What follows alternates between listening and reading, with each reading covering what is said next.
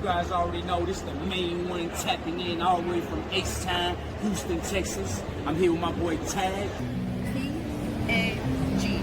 T.A.G, very nice, very evil. That's tag shit. The only thing we're gonna do is take over, baby. Free fall as I dive through the kaleidoscope in my mind. No rope up to climb. Gotta remind myself that I'm fine. Mama, I don't really. What up, Tag Nation? It's your favorite members of the IWC here with a hot tag. Now you can see in the background we talking about AEW WrestleDream that happened this past Saturday, and it was a show. It was pretty solid. Like, I'm not mad at it. Not at all. Mad at it overall. Like, it was long. 8 acts. Yes. Yeah. Applause are in favor. Yeah. It wasn't a bad show overall. And, you know, it had, I mean, of course, it had some highs, it had some lows, it had everything in between. And, of course, myself and the beautiful, beautiful, handsome devil down there, Jaeger Bombastic.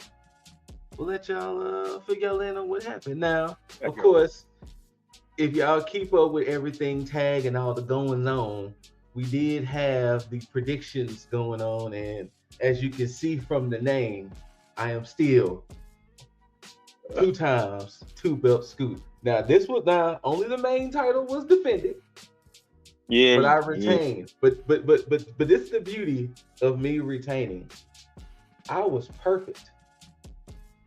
There was only there was one blemish. There was one blemish, and that was from the main event. But nobody could really predict how that was going to go. True. But as far as predicting all the winners and damn near the win conditions, perfection. But let's get into it, because technically the first match of the night, hold on, hopefully it will bring it up and not be weird. Bro, I tell you, congrats, but it's fine. It's fine. I mean, yeah. But if I'm looking like a giant pixel at the moment, y'all, I'm gonna go ahead and dip out on the camera so I don't derail. No, I'm kidding. But no, on the legit, congrats on as perfect as can be with that. Thank you. But yes, so now I'm pretty sure many of y'all are like, the Saturday tailgate brawl. Wait, wasn't this the pre-show? Yes. So with roughly 5 or so minutes left, we did get this match on the pre-show. Mm-hmm. And what ended up happening was it lasted beyond the pre-show. Which is insane. And pretty much, you know, there was people all up in arms about it. There was people upset that how can a pre-show match start the pay-per-view? It's never been done before. It's poor time management. It's this and that. And Tony Khan eventually came out and said, look, we wanted to try something new. We wanted to do something new. We wanted to make some unpredictability when it came to a pre-show match. But yes, FTR versus Jet Speed did spill into the main show. And it was a pretty solid match. Like, I mean, unfortunately, FTR and Jet Speed had won it before, so this was kind of a rematch type situation. So it wasn't a bad match, but you know. Look, all I can really say on it, as far as it spilling over into the main show, like, it's really not a huge deal. It really wasn't. It's not like something to be like up in arms about. But at the same time, it's like, I don't know, you should hold up to your, I mean, it didn't really matter though. If it was like live TV or something that you have a contracted end time, like with freaking CW with their strict 9 p.m. Now that I would probably like, yeah, because then you'd have to cut off the main show early and we would miss out like 15 minutes of a main show. But this was a pay-per-view. Like, you're here watching it until the thing ends. Now, I guess the shitty part for some people that if they didn't buy WrestleDream, then they missed the conclusion of this match, considering it was supposed to be on pre-show. So I can see that being a gripe for some people that, since this was the main event of Tailgate Brawl, so if you watched it on match or watched it on TV, you didn't get a chance to see the finish because then you had to get the pay-per-view to watch the remaining of the match. So I can see that being the issue, but once again, I understand that frustration, but I'm going to look right here at the camera and I'm going to ask the question. It's rhetorical, but was this for a belt? Nope. It wasn't even number one contendership. Was it a tiebreaker match? No. It was just it was a straight up just, hey, we've wrestled before, let's do it again. Mm-hmm. This was not something that was like determining the fate of AEW. Exactly. Y'all can chill out about not seeing the conclusion of a pre-show match. I 1,000% agree. Also, shit. I'm not telling you to sail the 7 seas of the internet, but if you really wanted to see the result that bad, you can find ways to watch this shit, whether you pay money or don't. The biggest effects. Like, if you really cared that much, you would have found ways to finish. But ultimately, it did end with some shenanigans. I can't remember which member of FTR was pinning which member of Jet Speed, but Stokely held the foot of the member of Jet Speed, which got FTR the W. So, yeah. Now, the quote-unquote real start of the show was everyone was banned from ringside. You had Jamie Hayter taking on Thekla. Immediately threw out my prediction for winner. I was just like, God damn it. So that was definitely calling interference or something. So, and it did get kind of messed up that literally right when we made the prediction that was like, yeah, everybody's going to be banned from ringside. And it was like, oh shit. You son of a bitch. But once again, this was a pretty standard situation, mainly because there he go. Mr. Deasley has entered. But this was pretty standard only because now they can properly build towards the blood and guts match. So this was kind of the real official, unofficial kickoff to the blood and guts start for this. But ultimately, Jamie Hayter hits the Haterade, gets the 1, 2, 3. Triangle of Madness comes out. Queen Amanada comes out. And that's kind of where it ends. I thought they were just going to go the extra step and give Thekla the win, but nah. Well, I mean, here's the situation with that. It's the fact that they both desperately needed a win. One, because Jamie Hayter has been screwed countless times out of whatever success that she could possibly get. So she needed a W desperately, but at the same time, when you go through the whole process of whatever regulatory booking there is when it comes to a newly made faction, and Thekla being what I would assume would be the leader of Triangle of Madness would be the person because even within that, they kind of christened Julia and Sky as the Sisters of Sin. So then Thekla should technically, especially after Jamie Hayter got the win on Dynamite, would be the person that you would think would take the win as the leader of Triangle of Madness. But it was one of the situations where it's like you could flip a coin and say, hey, either one of them deserved the fucking win. But yeah, I think the only thing that made it to where there was like a itch in the back of my head thinking Jamie Hayter was going to get it was because she just showed back up. But I was like, nah. Yeah. I was like, no. They're gonna make this last, so they're gonna give her a loss. But nah, didn't happen. But yeah, like I said, Jamie gets the dub, and it's officially kicking off this road to blood and guts for the ladies. And our next matchup, which AEW can never seem to get enough of these matches, It was the 500K tag team match with the $32.17 Bucks taking on the Jurassic Express.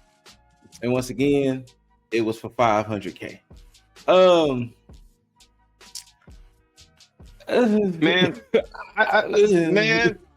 man, look, I was like, I mean, I knew Jurassic Express was gonna take this, but I was really hoping I was gonna be wrong on this, you know? Like, I mean, look.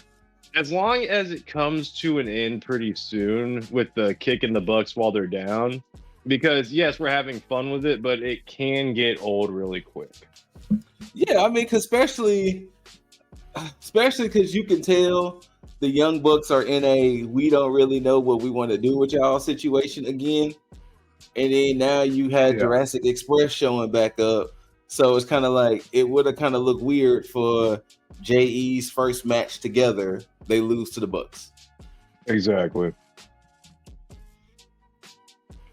Like, yeah. All right, go ahead, Lit. No. Look, it was a solid match. But at the same time, it's something that I expected, and it's not a knock on them, but at the same time, it's like it's one of those things where it's like if you expect it and it happens, I mean, does it matter? Right. And again, just to understand, that's not a bad thing. That's just to say it's like it's par for the course. So it's like it's the opposite of, hey, I'm not expecting too much out of this. So then when I get something that's higher than my expectations, then yeah, it's way better. But if I expect it and it happens and it's just like, all right, cool, what's next? Yeah, and post-match saw, Jurassic Express trying to shake the hands of the Bucks, and then the Don Callis members of the Don Callis family runs out, beat down the Bucks, and while the Bucks was leaving, Kenny O's music hits. He's looking at the Bucks like, damn, y'all ain't gonna go help. And then he was like, he fuck even it, tried to turn them around too. Yeah. Like, come on, you gonna go or what? And then pretty much Kenny was like, fuck it, I'll go in there and save him myself. And yeah, that's pretty much how that all ended. So yay. the Jurassic Express is 500K richer. So that's true. Yeah. Dang, you think Luchasaurus is gonna like upgrade his dinosaur look? Maybe he'll be like a cyber dino now. Hell no. Nope, he gonna still be looking just like how he looking in that image. Oh, man, he's gonna go like full Beast Wars Megatron. Come on, it'll be cool. He said no. And moving on from a tag team match to a trios tornado match, and when they announced in the beginning of how this match was going to go, I damn near wanted to change my pick, because on the pre-show they announced the winner between the Demand and the Hurt Syndicate was getting trios championship shots, and I was like, ooh, wait, but but here it is. So they have had a trios match, they have had a trio street fight, and now we're doing a trios tornado or tornado trios match. And kind of like what Jaeger and I was saying with FTR and Jet Speed, we've seen this. This is the third time we've seen this. We've seen combinations of Lashley and Benjamin taking on GOA. This was hopefully the finale. It makes me just lock up like this, Like, yeah. So I don't care. Oh, this ain't the finale. I love the talent of everybody. I don't think so either. You're right. I love the talent of everybody involved, but god damn it, can we like spice it up or something? Bring some life back to the feud. But go ahead. My bad. No, you good. Yeah. Now to your point, Scoot, I'm gonna slightly disagree with you because as far as you changing your picks, because I don't think, regardless of how the stuff that happened later on in the show took place, it wouldn't have mattered whether somebody's face or heel between those two teams. Yeah, because of the dynamic that both teams have. And that's the only reason why that I wasn't going to change my pick, because I was like, regardless of who gets it, you know, it will still work itself out. You know, 100%. And look, honestly, like when I realized that was what's on the line, I was like, yo, give me this match yesterday, because I'm all for it. Now, go ahead. Oh, go ahead. You good? Well, I was gonna say, well, like what Dizzle just said, the Hurt Syndicate gets the dub. So we know. Yeah. I think it's this Dynamite. I think it's Dynamite on Wednesday. They were going to get the Hurt Syndicate taking on the Ops. Okay. Now personally, it's happening this week. Now, so the reason that I said I don't think it's over, because I think that the demand is going to cause the Hurt Syndicate to lose this match. I can see that. Now that we have the dynamic of what the Ops, and we'll get into that later, of course, but what the Ops have now had their sunset on, for lack of a better term. No, they don't have the. Yes, on Dynamite. Excuse me. This Wednesday, it will be the Ops versus Hurt Syndicate. Okay, so yeah, that's going to further the story with the demand. Yeah, for sure. So, but yeah, like I said, it wasn't a bad match. It was just, you know, yeah, it was what it. And I'm sorry. Let me just add this real quick. Go ahead. Shelton Benjamin was just so fucking good in this goddamn match. Easily the MVP, no pun intended, of this match. Easily. Like it's crazy how WWE decided to let him go and just not do more. Well, I mean, I get the age situation, but it's like you got R-Truth, but you got a Shelton Benjamin who is just as good when it comes to age in R-Truth, but has way more athleticism when it comes to it. So it's like, how do you not utilize him in the best way fucking possible? Yeah. Not only that, but wasn't he just like beloved by the back, like actually behind the scenes and everything? Like the locker room actually loved his ass, like not just Mia Yim, but like everybody. Yeah, 100%. Yeah, with Shelton. So like, how do you lose just a good industry talent overall? Well, I mean, two reasons. It could be money, or it could just be lack of having something to do with him. I mean, it's like, where do you slot him in? Because at this point with Shelton, because still have Road Dogg on fucking payroll. No, he is. He's a head creative on SmackDown. Right. So with Shelton, something for him is what I'm trying to say. Well, I think Shelton wants to wrestle. That's the thing. Yeah. Okay. With that, and with Shelton, it's like after you've already had him with his career where he's been like prominent in the mid-card scene, you can't do anything less with him than putting him in the world title picture.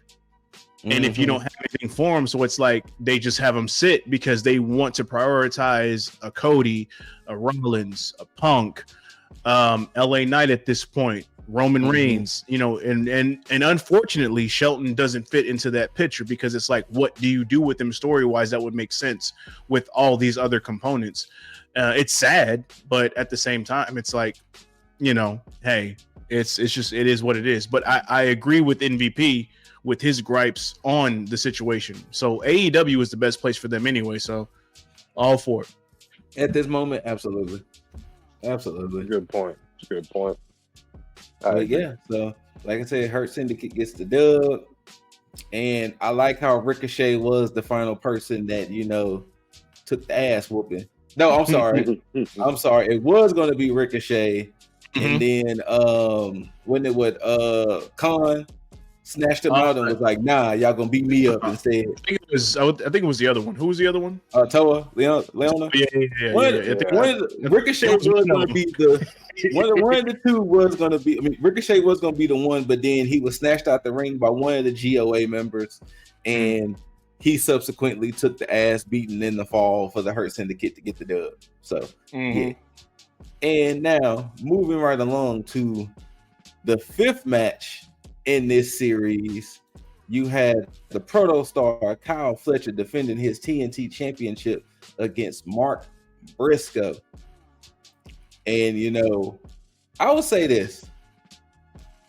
Sometimes, like, though we know this was the 5th match, they was 2-2.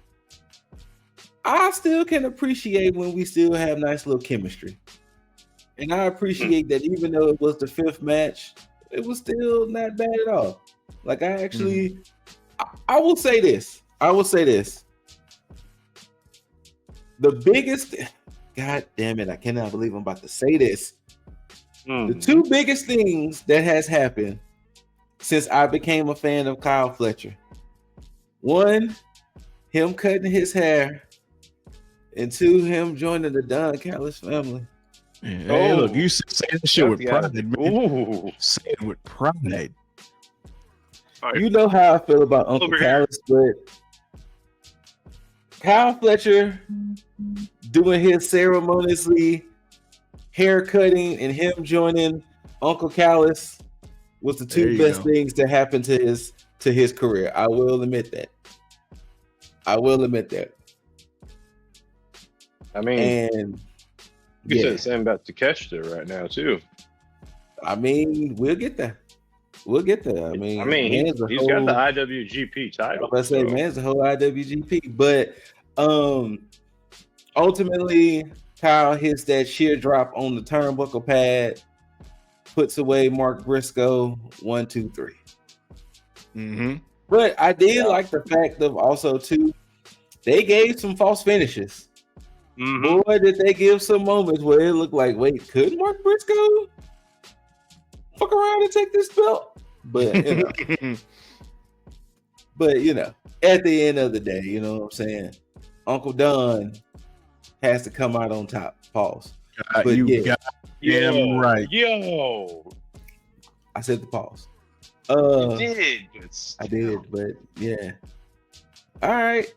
Let's get to it for the AEW. There's a couple of. Oh, my bad. My only gripe about this match was there's a handful of wrestlers who, while they're wrestling, beyond just actually, you know, doing the moves, they throw in sound effects or little quips and things like that. MJF does it where he's like, "Oh shit," or some crap like that, or like "motherfucker." Yeah, he does that type of thing. But Mark Briscoe has a special little quip thing he does. It's almost like an onomatopoeia you would see in a comic book, but it's, you hear it at the beginning and it's like that's funny, and then it's just downhill from there. I'm sorry to say it like that. It is.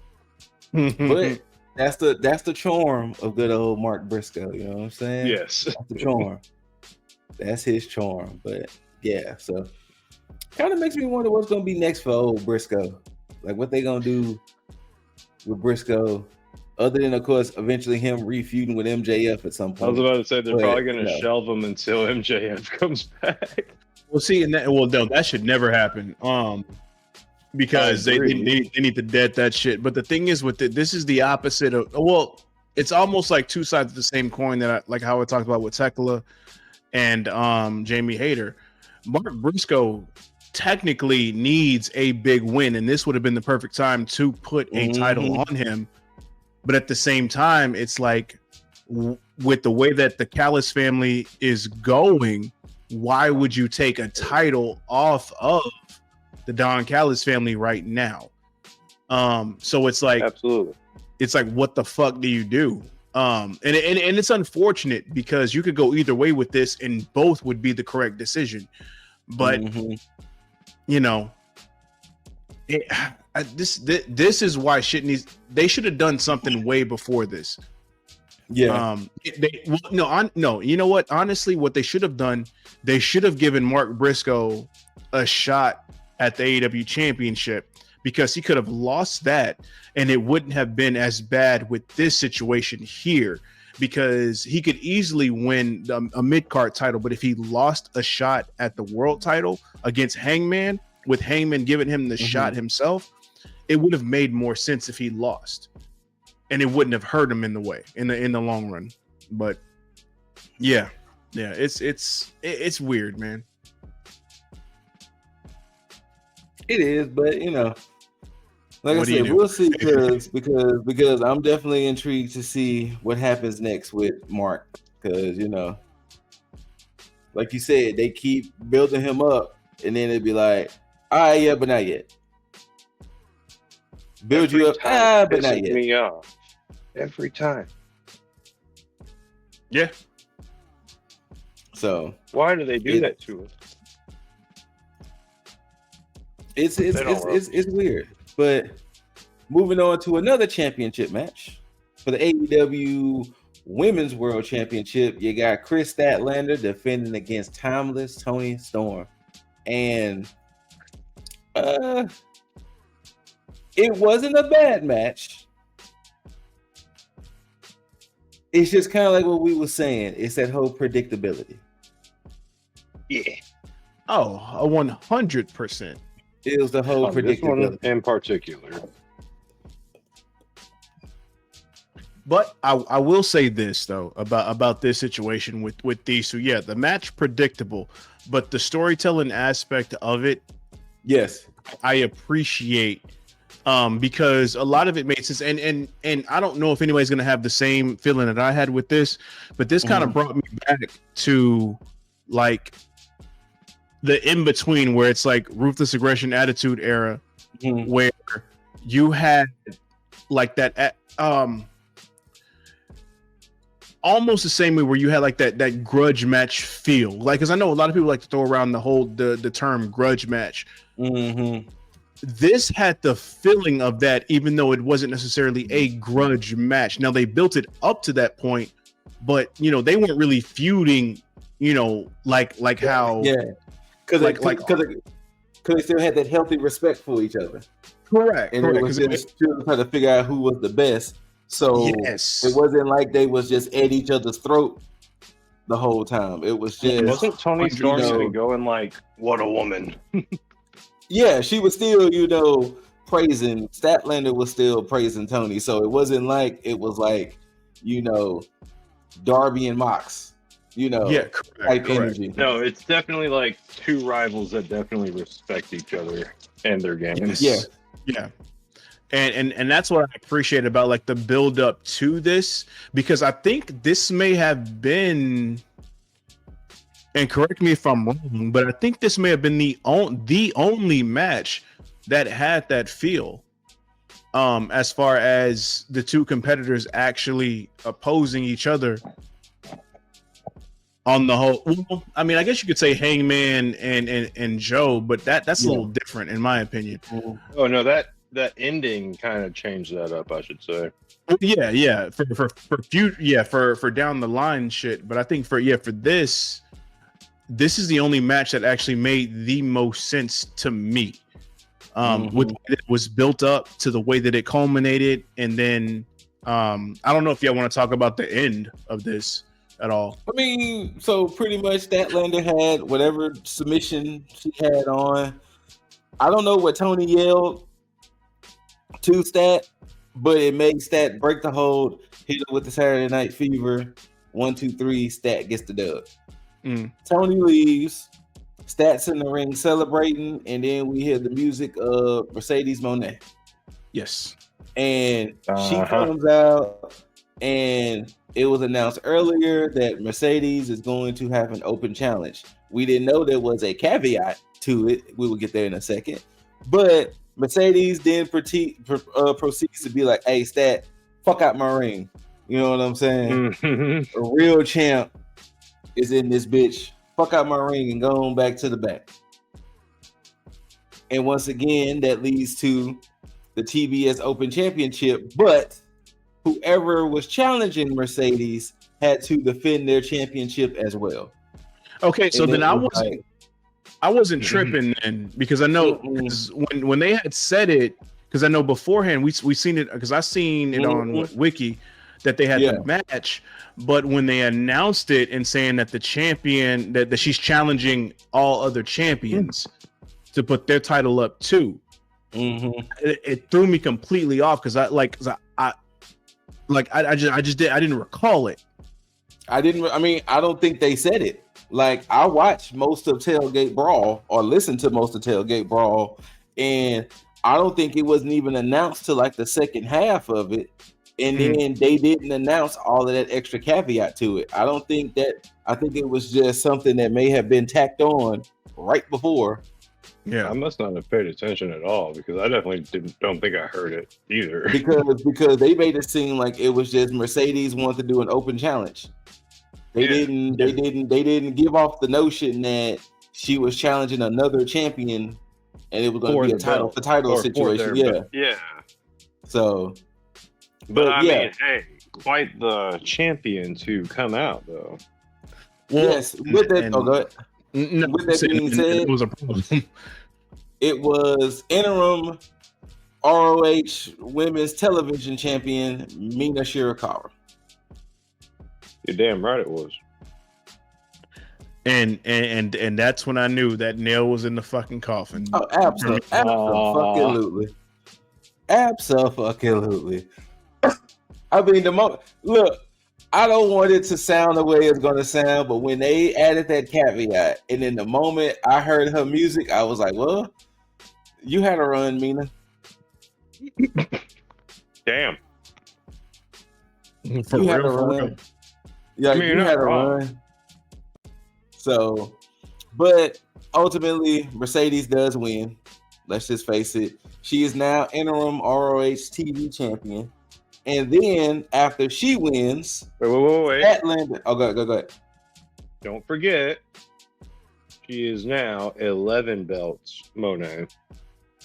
Yes, she is. With her winning that interim championship, she now has 11 belts. So Mercedes Ultimo Mone. Stat comes back out, and Stat is like, yeah, fuck that. Blow, they get to fighting. And Stat gets the better of that. Then later, with a backstage segment with Renee, Mercedes has now challenged Stat to the championship at Full Gear.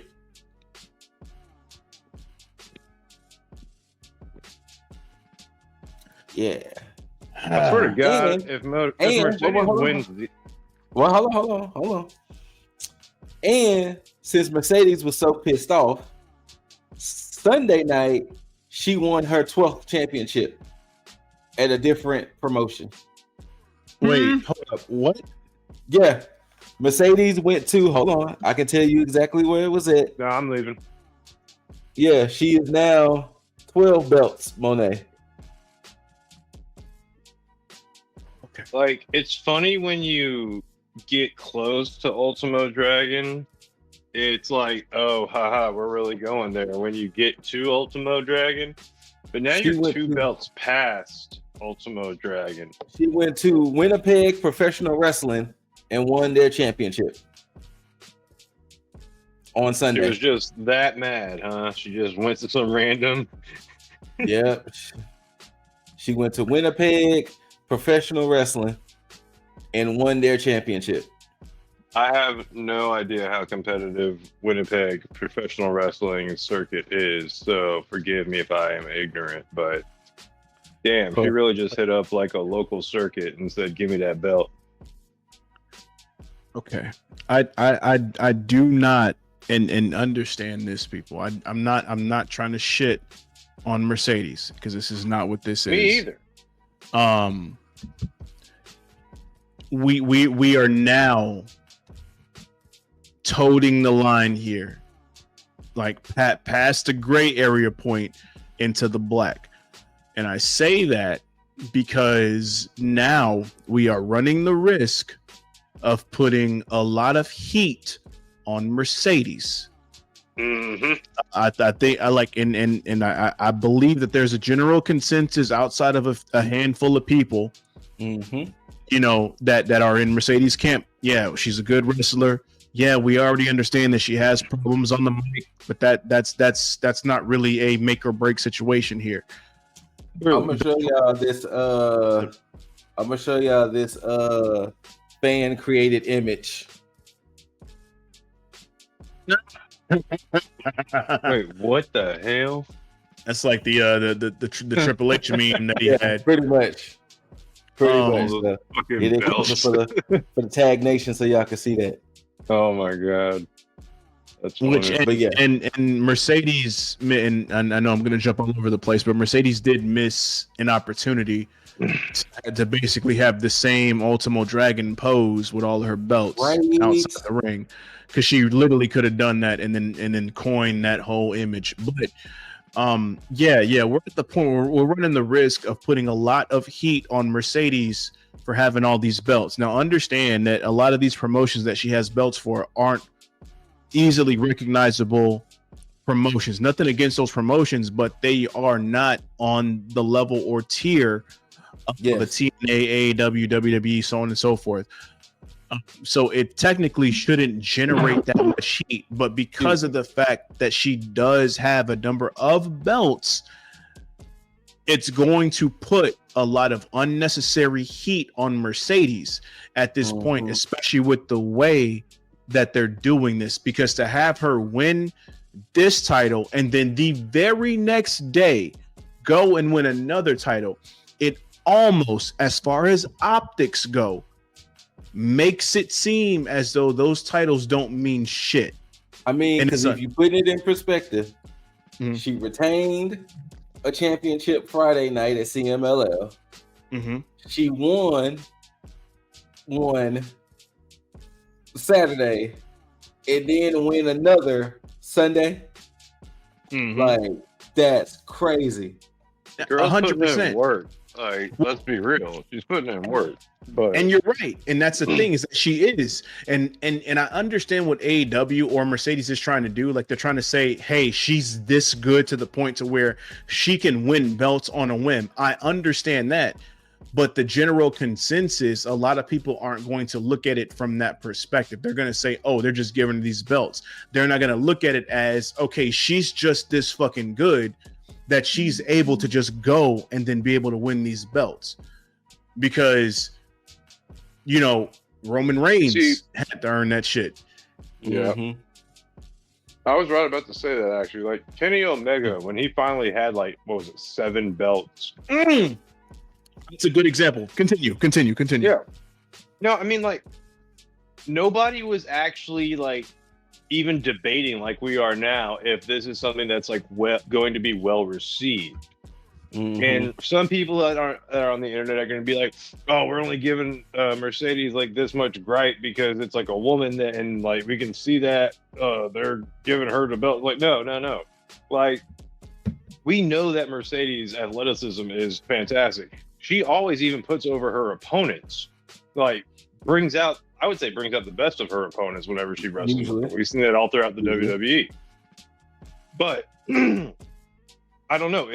It's not even anywhere near looking as hard fought as, like, say, Kenny Omega's, like, trials of getting the belts that he got. Or, like, I would say when Kenny got his 7, like, the stars honestly aligned for that. This is feeling like somebody's fucking with the shit, you know? Okay, so I want to piggyback off of what you said, because when you brought up Kenny, it made the most sense, because, and this is the and this is the issue between the two with Mercedes, is that Mercedes is winning belts and they're doing social media posts and then maybe a Dynamite update or maybe a pay-per-view update. Oh God, yeah. With Kenny, anytime he won one of these belts, there was always a story aligned with it. Like the what was it? You had the TNA, you had the what else was it? The tag belts. Oh, the tag belts, the heavyweight championship. Because I think he did AAA or CMLL. One of those two. AAA before they swapped over to WWE.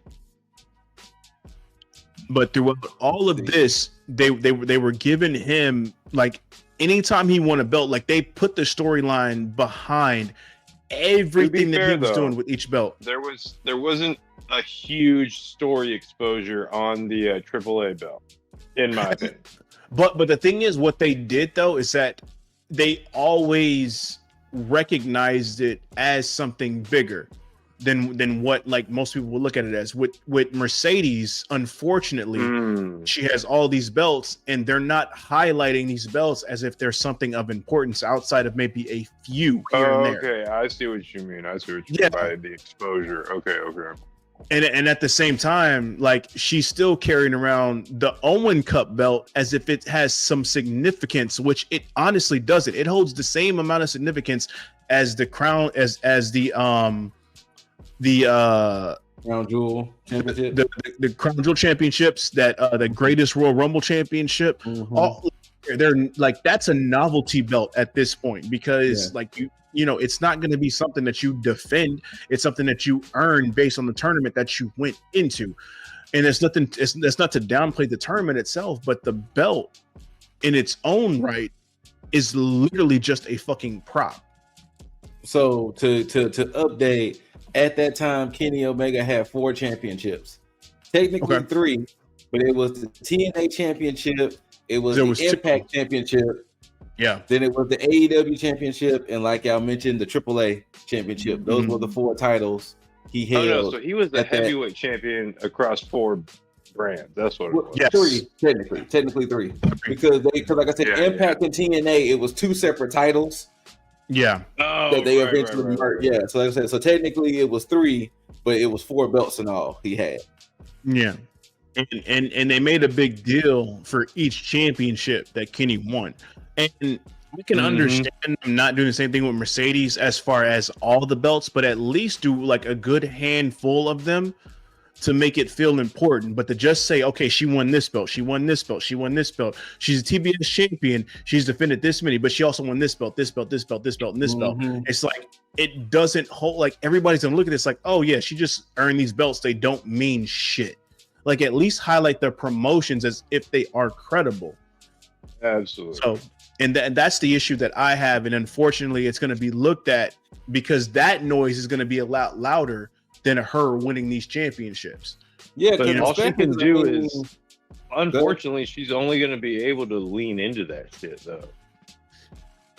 And that's you can't reel back from that. You have to like lean into it once you're getting enough hate on it. Like, you know, I don't know what she should do as far as like, because you know she's going to get on the mic, but like as far as winning this belt, which is probably like gonna be the straw that breaks the camel's back for a lot of people, I would say I was just feeling so good about winning a belt at the pay-per-view that I just went and picked one up on my way here. You gotta like lean into it or something to Here's my main issue, and it kind of coincides with Mercedes coining the phrase "Ultimo Monet," because it's 2 different things when it comes to this. And now, Jaeger, I don't know if you have any knowledge on this point, but I know Scoot does, because Scoot also grew up in the whole Raw Nitro era. So with Mercedes winning all these belts, and she had, and the optics look very nice. And we're in a time of social media where it's like people can look at this and say, okay, well, this belt means this belt is with this promotion, and they can verify each belt that Mercedes has. Back in the day, when you have the iconic photo of Ultimo Dragon holding all those belts, I can guarantee that outside of a handful of people, the rest of the community, and this includes me too, can't tell you all the belts that Ultimo Dragon was holding at that time. Yeah. But yet we look at it as if it's an iconic thing because the optics were good. But at the same time, when Ultimo Dragon was being brought in on WCW, they used that photo with him, all those belts, as a big deal. True. That right there. And then the other photo where he was on ringside holding the titles as well. this is what we utilize, saying, hey, he's a big fucking deal. And when he got in the ring, Dragon Sleeper was the shit. Mm-hmm. This is the other image he is referring to, Tag Nation. And nobody contested this. Nobody ever contested it. Nobody had any gripe, whatever. But it was within the time that it was, because internet wasn't as big. You couldn't really go through and research yourself. But like right now, at the time, we can do this. So when you look at it, and she's touting the whole name of Ultima Mone, it's not going to translate the same, because it doesn't have the same effect as it did back then, because they're utilizing this to represent what she's doing now, when you can't do that. Because when you look back and you're not highlighting these companies and say, hey, these are a big deal, Mercedes is just what it is. And so now all the people that's going to disparage her and say, oh, she didn't make any accomplishments, they're going to follow. Be the best looking image, but this was her attempt.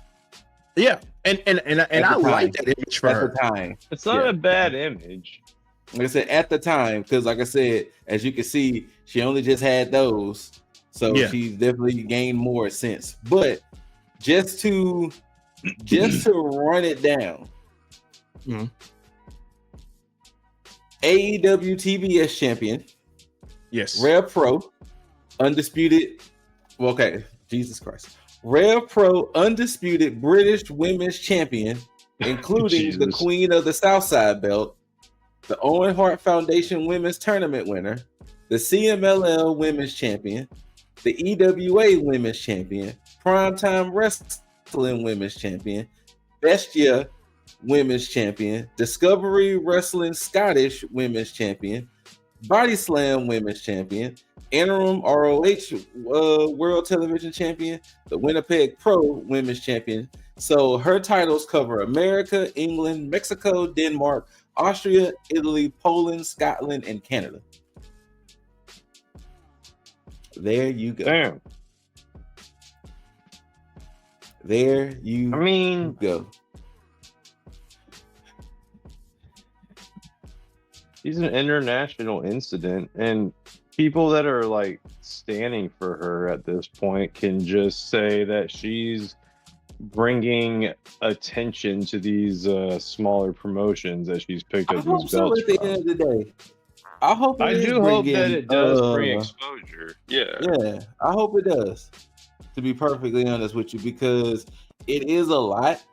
And to say you're getting belts from all of these promotions and things like that, especially kind of like what Diesley was saying, when you look at this at the time with Ultimo, you don't know what none of this meant. But it was just the fact that when he walked out there in WCW and he had all these championships, it was like, okay, obviously Ultimo must be a big deal. So I'm just intrigued to see, you know what I'm saying, how this plays out. And are they going to go ahead and finally give her the big one with winning the AEW Women's Championship come full gear? You know, I'm trying to put a mindset of like, if I was an Ultimo Dragon hater, would I think that those belts are like, oh man, he just got somebody to make some shit for him? If you have like, if you're just from one part, if you're just like from one part of Mexico and you've only seen Ultimo Dragon like win the belt there, you only know him as like the main wrestler there, and then like some hater of him just is like, what the fuck? What is this? What are these promotions, man? Like these sound made up. Like this is a bullshit. Like I could see that same energy going on for him that a lot of people are bringing hate for her right now. I am saying that we've graduated past the meme, but I'm not exactly mad at where we're at. It's starting to get a little silly though. 12 belts. 12 belts. It's a little silly. And with Full Gear, hold on, let me see when Full Gear is slated, because let's see, AEW Full Gear. Because you got to think, in this whole time, Mercedes only lost one of her championships. She only lost one. Oh, yeah. Yeah, she's only lost one. And then Kenny's he only... gained mad back. So this is the thing. Full Gear is November 22nd. So we have a full month. No telling what other championship she now in November 22nd. So that's a scary thing as well. Bro, she's already at a dirty dozen. What the hell else? Look, at this point, she said she wanted it all. She wanted it all. But I mean, I'm not mad at wanting it all. Damn. Speaking of wanting it all, pause.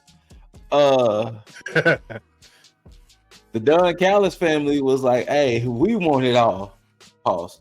Because you had the team of BroDido, Bandito, and Brody King taking on the team of Konosuke, Takeshita, and Kazuchika Okada. Now, the beauty of this match is everybody's a champion. Now, of course, Bandito is a Ring of Honor champion. Okada is the Unified champion, and Takeshita, as we mentioned earlier, is the newly christened IWGP heavyweight champion. Of course, Brody King is just tag champ, but everybody in here got gold. And Don Callis was like, "Nah, that ain't enough." Now, help me out here. How did they become number one contenders? Because I don't remember. Okada won, right? No. Sorry. What was it? I think Okada had to beat BroDido on that special from Wednesday. If I'm remembering the match correctly, I feel so bad that I don't remember this match. It was only last week, but I think it was either if BroDido or if like one of them beat Okada, then they got to go for his 2 belts. You know what? Okay, you're right. It was like a double jeopardy. Yeah, you're right. Yeah. I remember they said this was like some weird double jeopardy something. So I do. It was a really weird stipulation for that special. I vaguely do remember hearing that now. Now that you're saying that, I do remember. Did you watch Dynamite? So, did you watch it? Because I can't. Yeah, from last week, because I can't remember off the top of my head right now. I did watch Dynamite. I don't remember. No, because that Dynamite was the one where it was a 3-hour special. Don Callis had his birthday thing, so all the Don Callis family was at that dinner. I don't think any of them wrestled that night. Hold on, let's see if I can. But I do remember some weird rules like that. It was on something. It might have been a week before, but yeah. If that's the case, I can see it. Or maybe it was the collision instead of the Dynamite. Maybe that's what it was for you. But anyway. Well, okay, so I'm seeing on the collision. I'm seeing on the collision that it was a 6-man tag. For Mark Briscoe and BroDido taking on Fletcher, and I can't see who the other members. And I do see in the end of it, Okada holding up the tag team championships. So something happened on the collision part of the show. Okay. So, but yeah.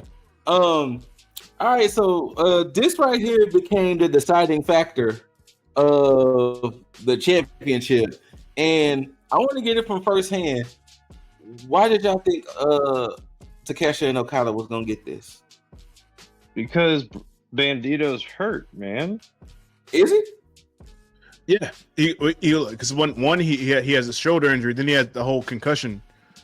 Oh shit! I didn't know. Yeah, and so now this so me and Jaeger were on the same page because I assume because they had already stated that he was working hurt. Oh, okay. I didn't know none of that.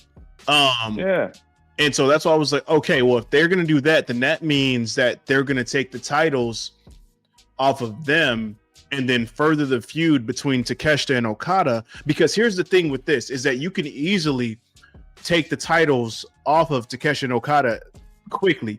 Shout out to the storyline with John Cena and fucking David Otunga when they only had it for less than a fucking day. You can easily transition those against enemies. So I thought that was going to be the case and have them have the title for maybe like 1 or 2 weeks, and then either have the Bucks take the title. Okay, it was a 10-foil. To get the payout for being the champs. And so I wasn't even thinking about Bucks like that. Okada would screw Takeshita, have the Bucks pin Takeshita, get the titles. They get the tag titles. You got them with that. They're still technically Takeshita takes an L. Yeah, exactly. And so then down the line, because this is why I was like, yo, Jurassic Express is going to lose, because then they're going to come back when the titles off of the Young Bucks after they've already won them. Look, I was down a fucking rabbit hole with this. I dizzle moment the fuck out of this shit. So okay, no. To be honest with you, I was just at the surface of Bandito's hurt. No, my only thought going in was Okada and Takeshita won't be able to get along. That was literally it. That at some point that they were gonna start fighting, which it kind of sort of happened. But that was literally my only thing. I didn't know about Bandito being hurt. I didn't even think much 10-4 booking. My literally the only reason I stuck with BroDido was because I knew at some point Takeshita was going to hit Okada was going to hit Takeshita or something like that, and then boom, that would have gave BroDido the victory. That was literally my only thought process. And, you know, to be fair with this whole thing, Takeshita and Okada actually worked really well together within this match. They absolutely did. I was surprised. And so when I saw this, I was like, okay, they're absolutely winning. But here's the thing. And look, and you know what? To anybody that was in the Bandito camp for this whole time, I'm specifically talking about Bandito. I'm sorry, because the way that AEW is booking this man, right? Fucking tremendous. Absolutely. There is no fucking way. Beating Chris Jericho to get his belt back, and then magically partnering up with Brody King, magic champion. Like, yeah. And then the storytelling within this match, because I mean, again, you can easily say that the story is Okada and Takeshita, but to have the whole aspect of him coming in with a bad shoulder, and then having Brody come in and then just be like, "Hey, no, don't give up." Yeah, you keep fighting. And see, once again, now it makes sense. While Brody King kept yelling at him, "You don't stop fighting. You keep fighting." Because once again, I didn't know he was working hurt. And then after the whole thing, trying to get, damn, I forgot the name of his finish. 21 plex. The 21 plex to try to get that off, and then not be able to get it with the one arm, and then have Brody come in and say, "Hey, no, you keep fighting," and then him help him, and then for him to then do the one arm 21 plex. Like, you couldn't write a better ending to this match specifically to beat Okada of all people. Because Okada was the one that took the pin. And from that, this coming Wednesday on Dynamite, Bandito gets a unified title match against Okada. He ain't gonna win, but you know, hey. Yeah, he ain't gonna win, but he gets a title shot against Okada for the unified championship. But you know, the crazy thing is, if they did give him the win, I'd be like, you know what? I ain't mad at it. To be perfectly honest, I wouldn't be mad at it. I mean, it wouldn't make sense, but I wouldn't be mad at it. Yeah. But yeah, it's time for us to get Takeshita and Okada. It's time for them. Match. Like, give it to us. I just want it. I want it badly. I was really wanting to see it like once they finally dropped the tag titles. Like that was just going to be like the last straw before they actually had like a pay-per-view match at Full Gear or some shit. Yeah. But like Dizzle was saying, the closing moments was they had neutralized Brody and they was beating up on Bandito, and Bandito was just with all his might fighting. And then eventually it led to Okada hitting Takeshita with a Rainmaker.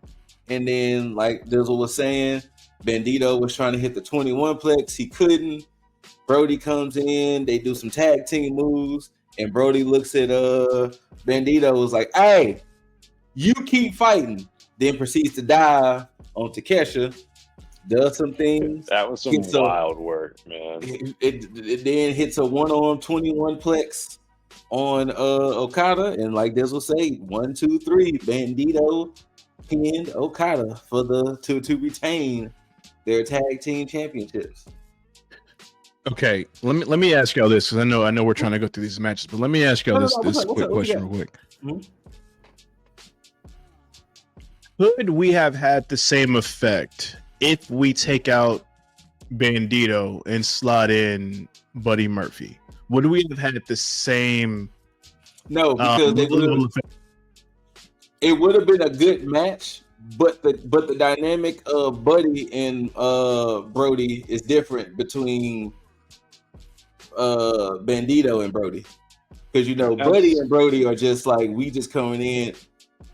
Okay, I'm gonna say it the way it's gonna say it, but Buddy and Brody and Buddy are like white hurt syndicate. They just want to hurt people.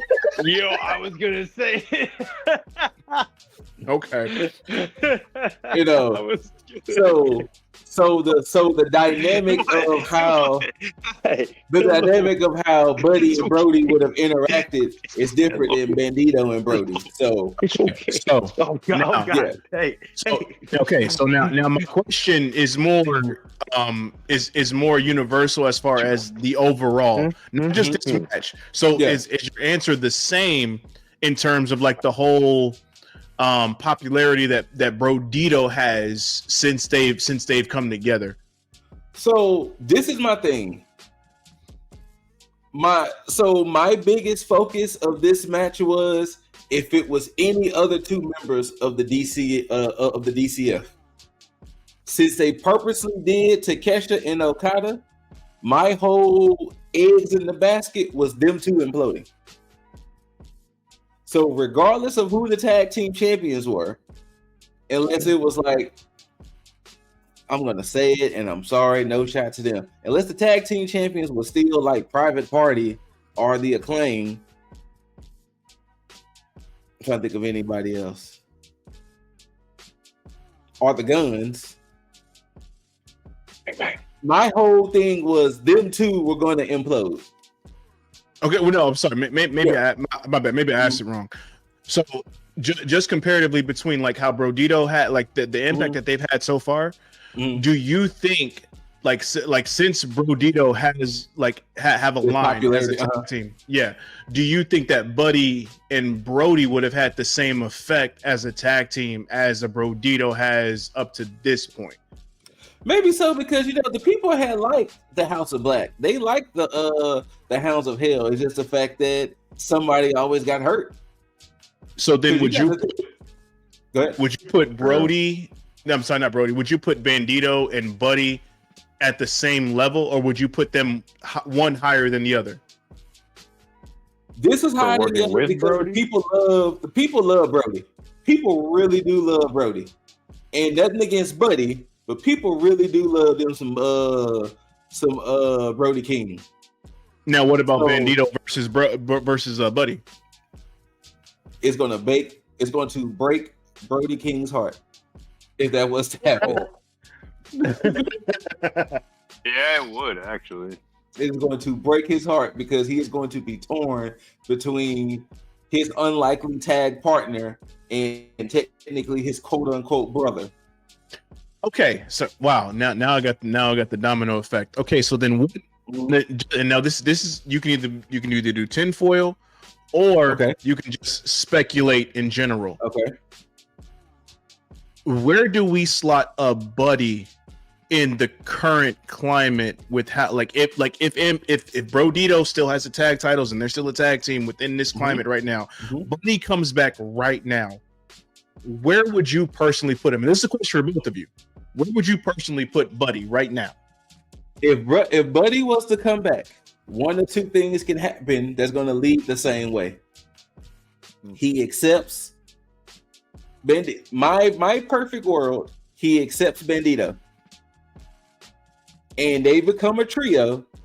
and Buddy either gets that belt off of Okada or he gets that belt off of Fletcher. Okay. I'm with that.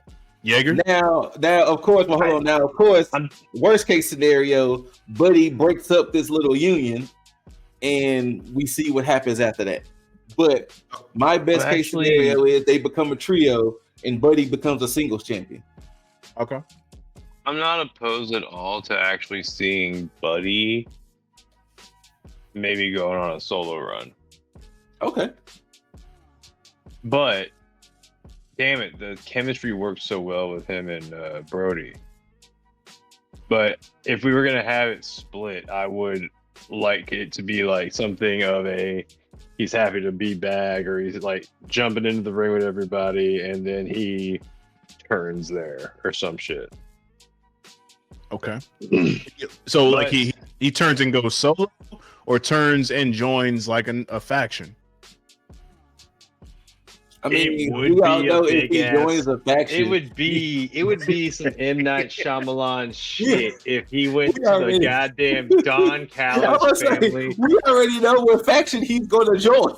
If he goes anywhere, yeah. But like, goddamn it, if he goes to the Don Callis family, I'm gonna be like, motherfucker, you win. You fucking win. Like, I'm done. It would be honest. There's only, I don't think he has an Australian. No, he has two Australians.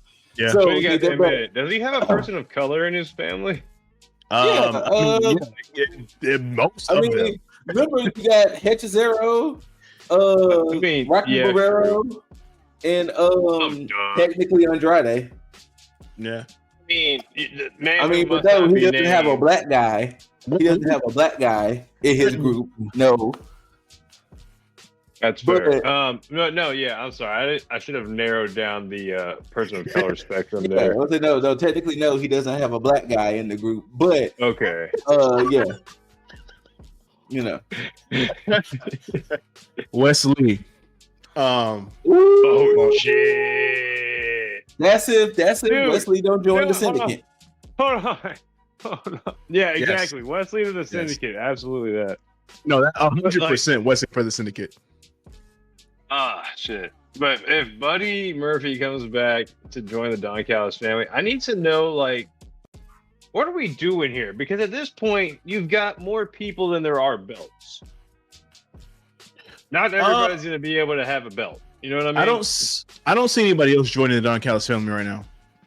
Because they've had a good number of people join and then also come back. So I think once they lose Takeshita, I think they're going to be set for a moment, and then they may add one more person. But I think for now, they're pretty good because they even have the two people that are out is Wardlow and Andrade. I forgot about fucking Wardlow, bro. See, everybody's forgetting about Wardlow, man. Wardlow and Andrade are the only ones that are out. Because what do you do with Wardlow? But I mean, it is what it is, man. But yeah, honestly, yeah. Remember, he's got his vendetta against MJF, so they just gotta. They're gonna throw shit in the closet. They just have to both be on TV at the same time.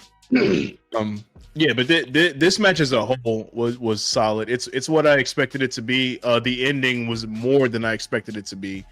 Big props. It turned out to be a pretty good match. Like, I actually thoroughly enjoyed this match.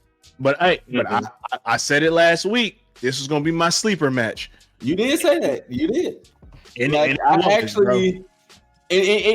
you know, it was funny because Jaeger and I had a conversation in a pre-production, and we was talking about how since this match was a deciding factor for the championship, it kind of felt like we didn't care of the last two matches afterwards. So maybe that's probably why a little more investment was in this match, because it was like, this is going to determine who's going to walk out as champion. So it was like, and then look, when I tell y'all, my heart sank a few times because I was like, well, it was fun, but like Brody kept telling BroDido, you keep fighting, and I was like, that motherfucker is really fighting.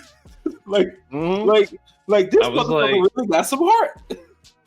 I was just like, when are they gonna lose? And then they did it, and I was just like, shit. I was like, this damn bandito really got some heart on him. But yeah. Come on. Now, moving on to a match that I wasn't necessarily disappointed in, but the high from the last match kind of ruined it. Unfortunately for me. But for the AEW Championship, you got Adam Hangman Page defending against Samoa Joseph. And yeah, like I said, you know what it was? It was kind of like what we talked about. It kind of go back to what we were talking about with some of the other matches.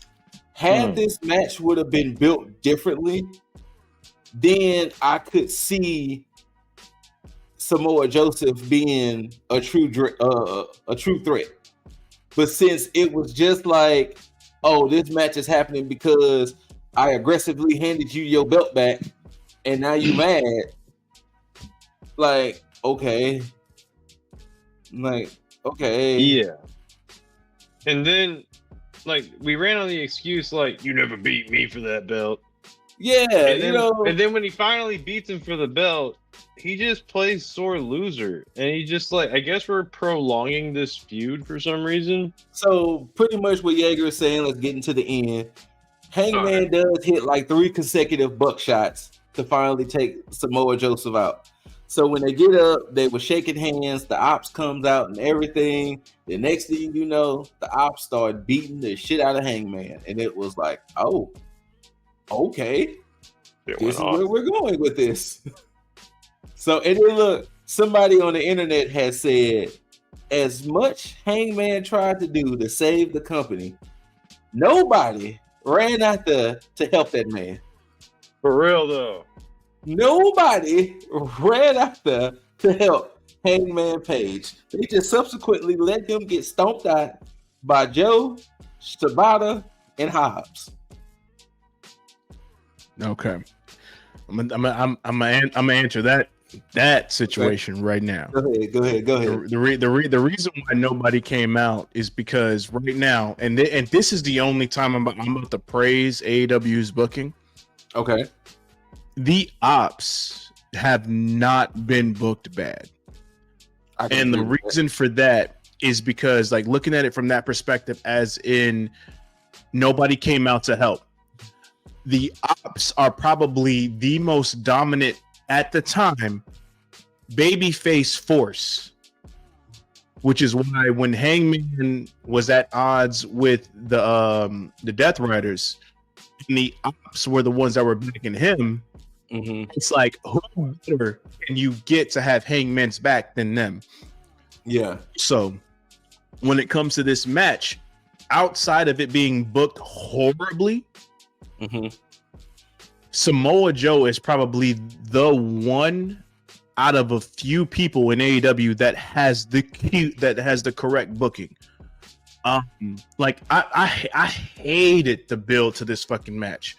Yeah. But when you get into the actual match itself, Joe turns on the fucking on switch. Boy, he turns it on and breaks that motherfucker. This motherfucker.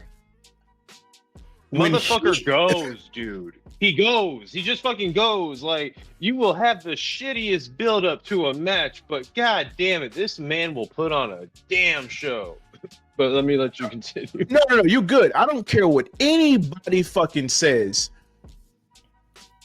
When Joe and look, anybody that is a big fan of Joe knows Samoa Joe, and I'm not talking about WWE. I'm just talking about outside of that, Indies, AEW, TNA, however you want to call it.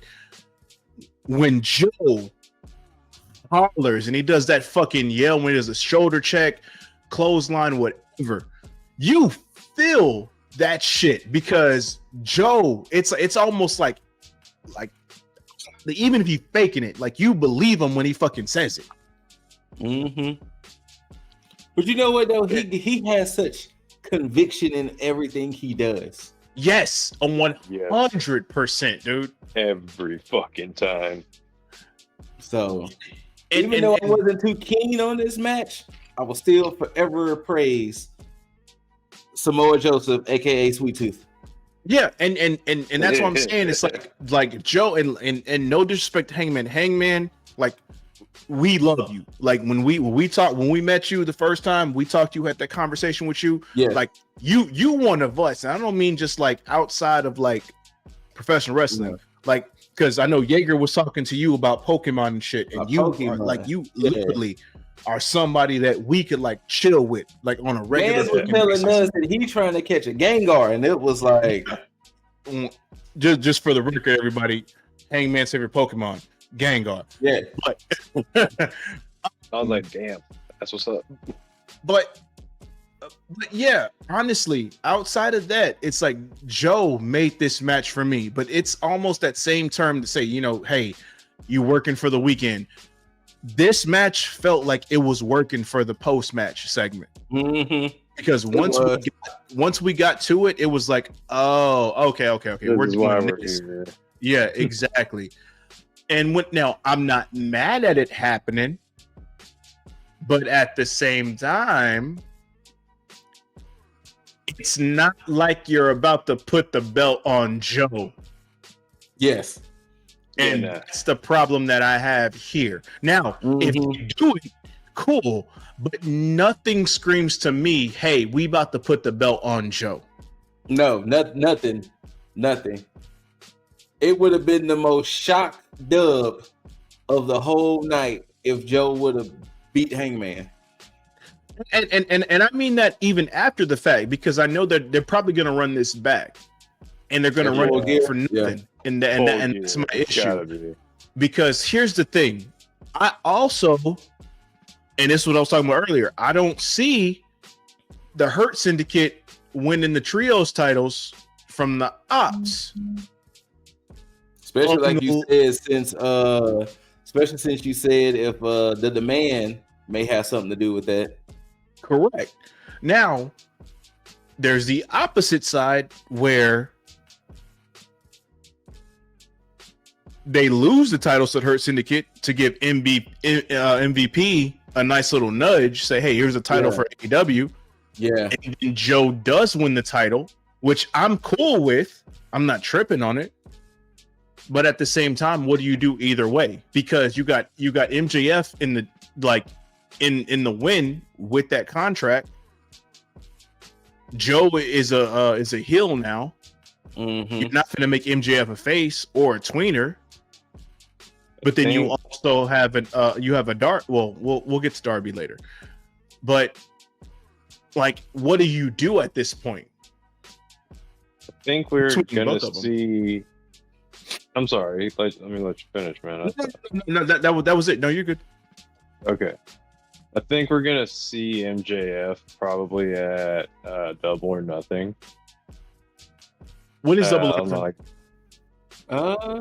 Like, isn't that like February, March, April? Let me see. Hold on. Let's see. Double or Nothing.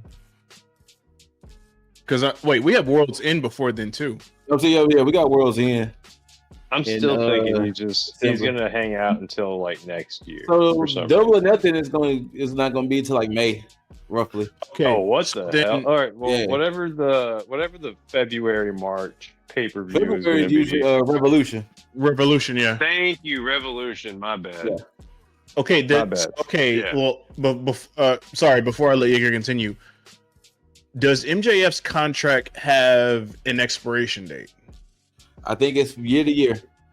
Okay, fair enough. All right, you're good.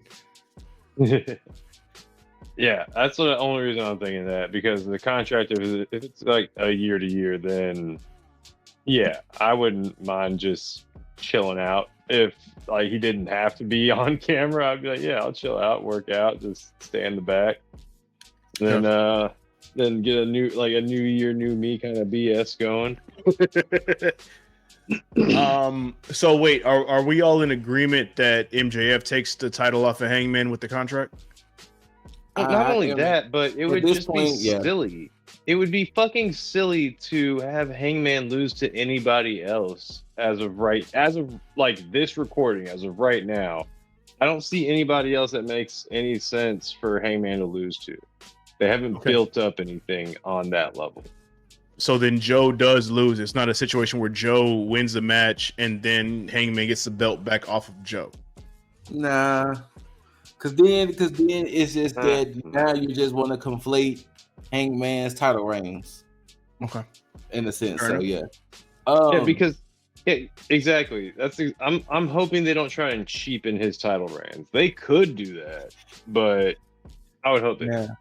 I'm only bringing this back up because I'm petty. So it all out. There was a specialty tag team match that some EVP statuses was on the line, and the stipulation was if the two gentlemen who weren't EVPs lost, they couldn't challenge for the championship for a year. Notice how both of those gentlemen are out with injury. Mm-hmm. So,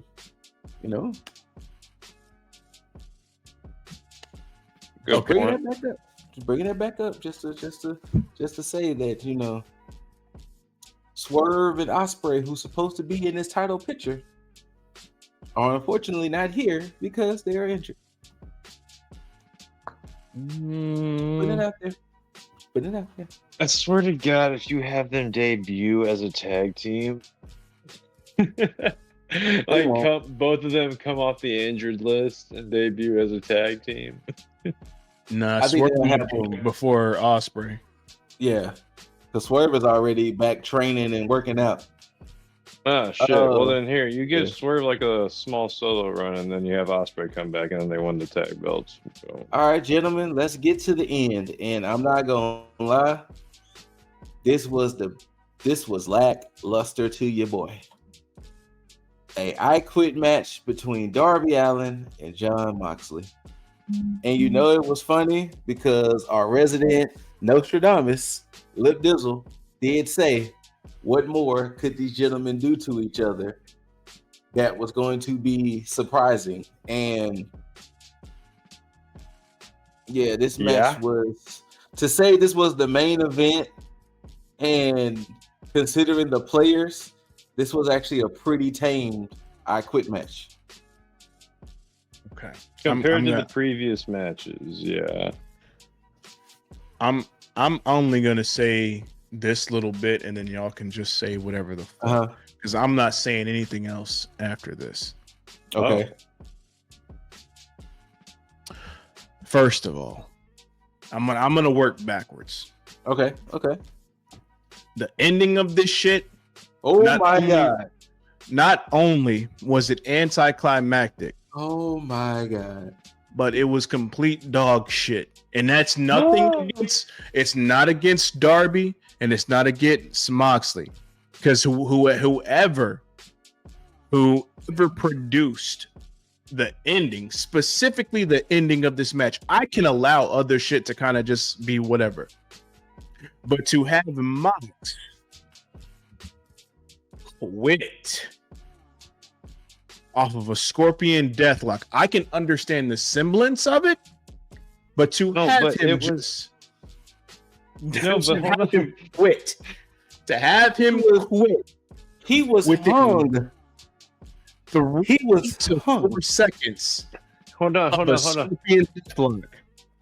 He was not only in a scorpion deathlock. He had his face wrapped up and in glass. No. Was that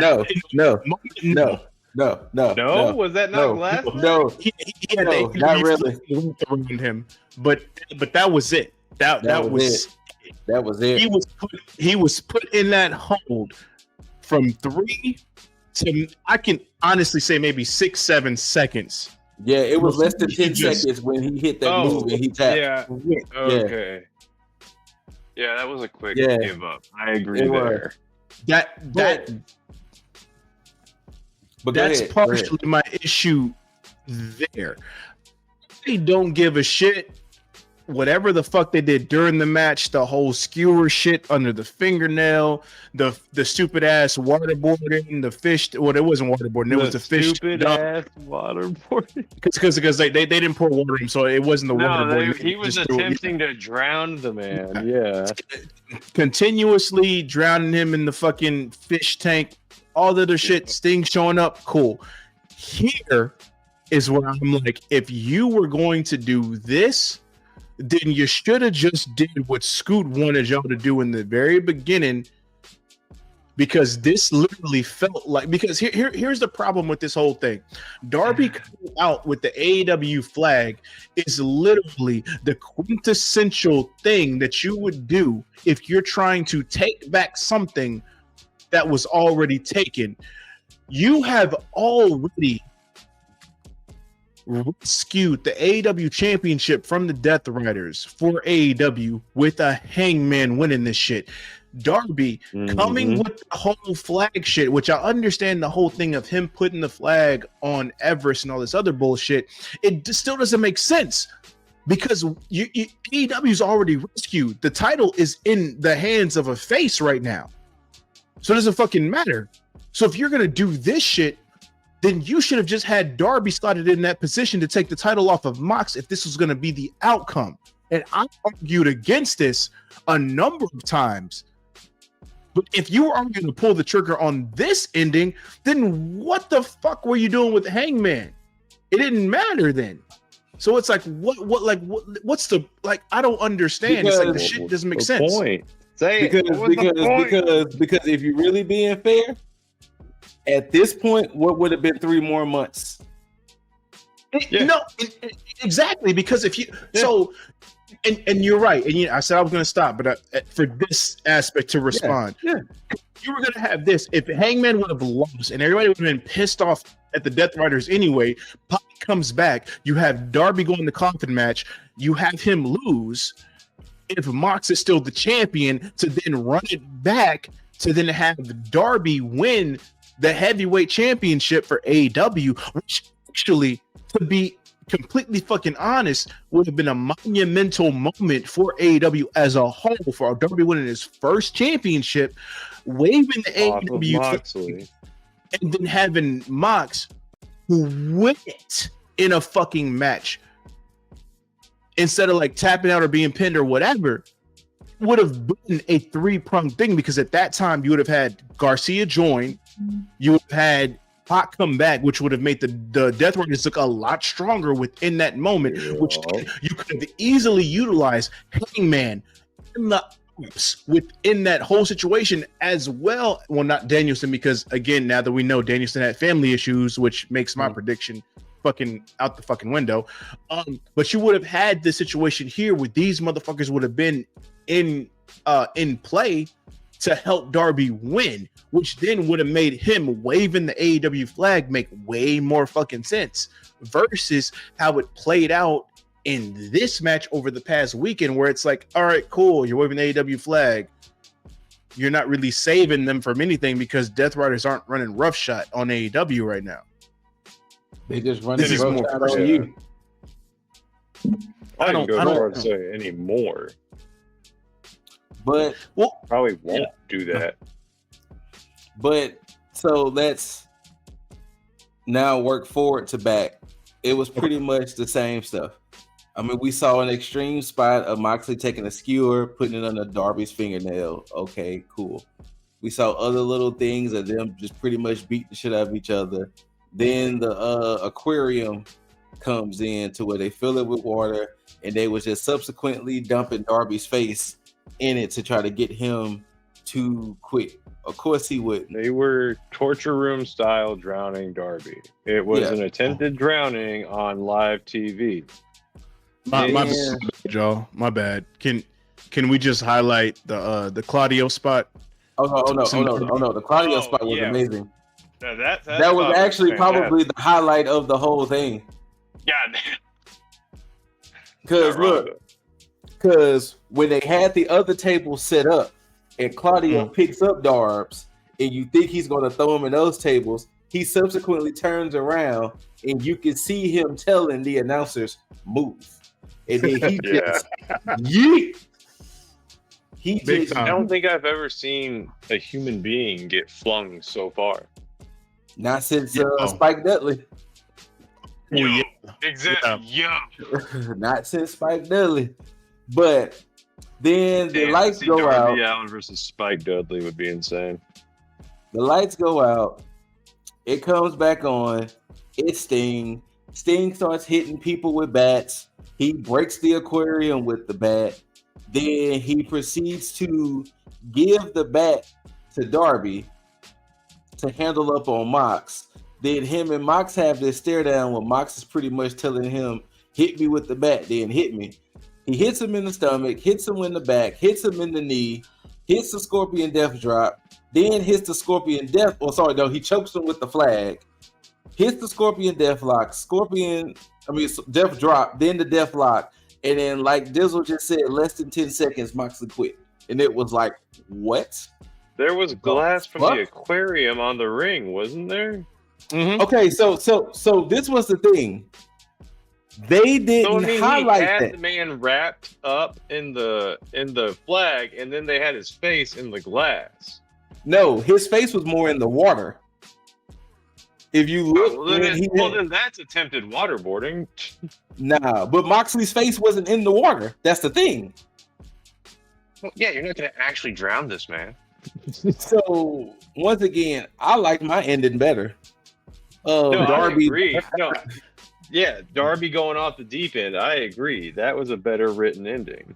Like, I guess. But yeah, that was the end of WrestleDream. You know, I'm not gonna lie. Even when I was watching it back, it was just, oh shit, like, that's new. Oh damn, that hurt. All right. It was pretty much like it was a lackluster I Quit match. I'm sorry, not sorry. No, I don't you want to shouldn't be say sorry. we just had an expectation after seeing this so many times. Yeah, I mean, because you have a match, then you have a coffin match, then you run it back for this, and then it's like, now there are rumors going around where they were supposed spots that would have been like, okay, I think y'all probably would have actually killed Darby, but once again, those are rumors. But for the most part, yeah, that was the end for that match. Now, this is the other part. This is the other gripe I have. Kind of like with the Hangman situation. Where the fuck is Darby's help other than Sting? We see the Death Rider. I was low-key hoping Danielson was gonna do something. And that's where my prediction came into play. As far as them, because on Dynamite, they had mentioned Danielson before because Darby had stated, because the reason that he thought about joining the Death Riders, but the way that they treated Danielson was the reason why he decided not to. So it's like, okay, cool. This might come into play later, which is why I thought about it. And I was like, okay, so Danielson, because of what he did during the coffin match, I was like, all right, so this is going to continue on. But now that we know that Danielson had family issues and he didn't attend WrestleDream. Yeah. So that's why changed up my prediction at least a little bit. If I knew that. Yeah, well, I didn't know that until I think today. Yeah, because I found out this morning that he had family issues, that is why he didn't show up. Well, shit. Crazy. But yeah, that was everything's okay. And you know, we've been testing out a ranking system, and I think I jotted it down in my phone of what we was doing. Okay, so Dumpster Juice is the bottom. Should have pirated. Worth the price of admission.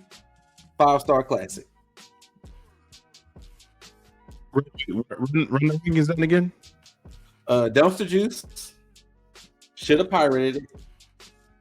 worth the price of admission, 5-star classic. I'm gonna say it's somewhere between pirate and worth the price. I give it a worth the price for me personally. Yeah. Like, I mean, granted the last 2 matches were a little finicky for me, but it was still worth it. Yeah, because I can look at the tag match between Jurassic Express and Bucks. I can look at the women's match. I can look at, to an extent, Joe and Hangman.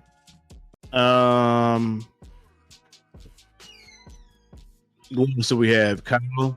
We had the tag team title match. Mm-hmm. Yeah. You had the tornadoes. Yeah. You had Thekla, Hayter. I can give it a soft price of admission against Pirated, because Pirated would be the easiest thing, but it's like, honestly, if you're giving me these matches with that level of quality, then yeah, I can sit there and say, to an extent, at the very lowest level, I'd pay for this shit. Yeah. So yeah. But since Dizzle wasn't here at first, I'm gonna pop my shit one more time. I was fucking perfection. I was fucking perfection. What the fuck? I was perfection to keep this. Wow. The only thing I did not get right was how Darby was gonna beat Mox. I was perfection. Perfection to hold on to this. I mean, what it sounds like you're telling me is that you got 9.9 out of 10. I don't give a shit. 9.9 helped me to keep this, so I don't care. Do not care. I mean, look. You know what? I'm gonna let you have this, man. I'm gonna let you. I was literally give it to every match correct. Yeah, every match I got correct. I'm gonna let you bask in this whole thing here, man. Because I'm not gonna contest what's going on, because we already know what's going to eventually happen. I mean, I want you to let you know. The person that's going to beat you for this championship is going to be me. I mean, we all know this already. It's a foregone conclusion as far as when it's going to happen. That's the unknown part, but it's going to happen. So just let this be known. Like you said, I am the Nostradamus of this shit. So this is what's going to happen. What's the Nostradamus? The 2012 guy. Aren't we still here?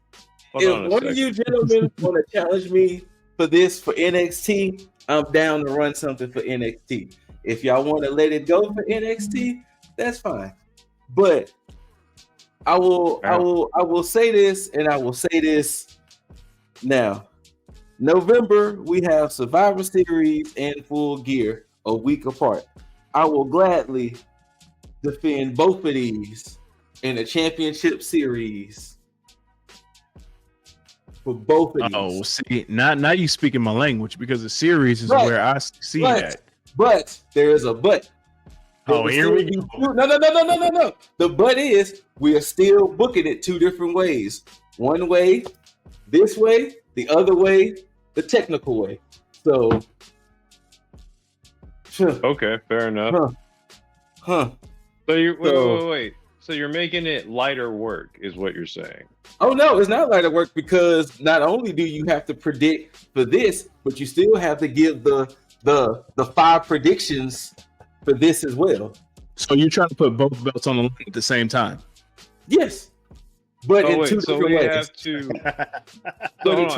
So first show we predict regularly, and the other show we predict with a technical way, right? No, both shows we predict both regular ways. And technical. Yes. Okay, both shows both ways. That's where I was like, so technically, I can leave both weekends with nothing, and either one of y'all can be a champ of either one. You just told me you were trying to avoid that earlier. Look, I feel good. We were in pre talking about that. No. I feel good. I feel good about myself. You know what? I'm trying to be. Hey man, it's the thing. I'm here for it. Let me get that opportunity. Yeah. Let's go. Yeah. Oh no, it's extended. It's extended. It's extended. I want to be champ. I need to be champ. Well, do what you need to do to be champ. Can you regular predict and can you technical predict? Because the last time I checked, I'm nearing 200. Because by the time this gets defended, 200 days in, baby. 200 days in. I think you're past 200 days. Nah, right now I'm at like 180 something. No. Yeah. You're almost at 200. Yeah. So Survivor Series weekend between Jaeger, between Dizzle, between Juggs, Leo. Look, both of these. Come on. Just saying. Because once again, history is always on my side. And history will dictate that one of these will come back to me in some shape, form, or fashion. This guy. Mm-hmm. I like the honesty there. Oh yeah, it's more realization. Oh, there is no realization. There's no realization. This is history. Okay. He's at the very least going to lose one of those championships, and that's fine. That's fine. That is totally fine if I lose one. But you might lose both. If I walk in with both and walk out with both, it's going to be fucking ridiculous. I can tell you that right now. Oh, we're never going to hear the end of that, dude. No, y'all will not. Y'all will not. It would be unbearable. Never going to hear the end of that. It would be shit. unbearable. Never. It would be unbearable. He said it 3 times. Yeah, and the problem is I can't refute that because I literally have to contest with the title of greatest of all time with this bastard over here because I can't call myself the greatest tag prediction championship of all time right now because of this bullshit right now. I mean, because the problem is that I've been champ twice. Exactly, and that's the problem. Because I literally had a history-making run with the tag prediction championship. It was legendary too. Yes. Then this shit happens, and now it's like, oh yeah, here's the asterisks that we're gonna put on this shit now. Damn, so sad. Fucking ridiculous, bro. man. Have you ever been champ twice? No, I haven't been champ once. I've only I've only been the title holder of this one. Yeah, and see. And the funny thing is, Dizzle over there keeps on trying to tell me this is the gimme belt. And yeah, but you keep losing. Yes. Why are you peeking your mic? You're peeking your mic. Calm down. My bad. Yeah, you know my bad, people. And you know what was the beauty of it all too? I added a little bit of technical with WrestleDream, and it literally worked in my favor. I'm so sick of tried to make it technical, like an actual technical prediction. That is just crazy. Like you saw my first prediction, man. It was like I got it. It was gonna be Darby, boom, and you're like, that's all cool, man. You only need to throw in one. But nah, save it for Survivor Series and save it for Full Gear because God damn it, man, I don't care like that for Survivor Series. Well. Yeah, he's about to pull the Kurt Angle at WrestleMania 19. Wait, 19 or 17. It's one of those. This hardware is. Was it 2000? God damn it! Sorry. Mm-hmm. Champ. Gotta love it. But y'all can love it or hate it. You know what I'm saying? Love it or hate it. Don't do that. Don't do that. Look at what he's doing. He's doing this shit. But that's not my thing. That is the gentleman to the left of me. So that's that guy over there, right? Because we had our cameras mixed up once. Yeah, we got cameras mixed up. So yeah, so he's to the left of me on my screen. Okay, he's to the left of me as well, but you're in the middle. Scoot is easily segueing to the end of this shit. So of course, people, whether you loved it, hate it, don't forget to rate it. Thumbs up, thumbs down. Leave all your questions, comments, concerns down below. Leave all of your stupid ass congratulations for Scoot, as he is the only Tag Technical Predictions champion. He is only the two-time Technical Predictions champion and Tag Predictions champion. The only person in tag history to do said thing. Okay, people, twice for all of you who don't understand. Now, but it's not like he won them both back at the same time. You know what I mean? It's like he was holding one, then he like lost one, but then he like got it back. Like, it's okay if you don't care either, people. So of course, but what you should care about is tagging the subscribe button, tagging the notification bell, tagging the like button as well. But as far as notification, making sure that you are updated and notified on any and everything that we release, drop, and present to you as a whole. Facts. But of course, this is where we get into the participation aspect of everything and make sure that everybody come one, come all, and give that good old too sweet to the bros with a good old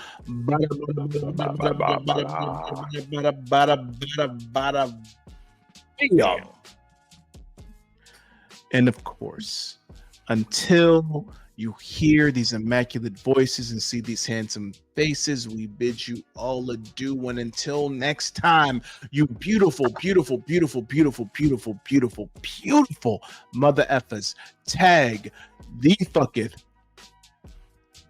Oh. Dollars make a way to make a change. Gotta be insane to make those same mistakes again. So I'm switching lane to lane. Pray the curb don't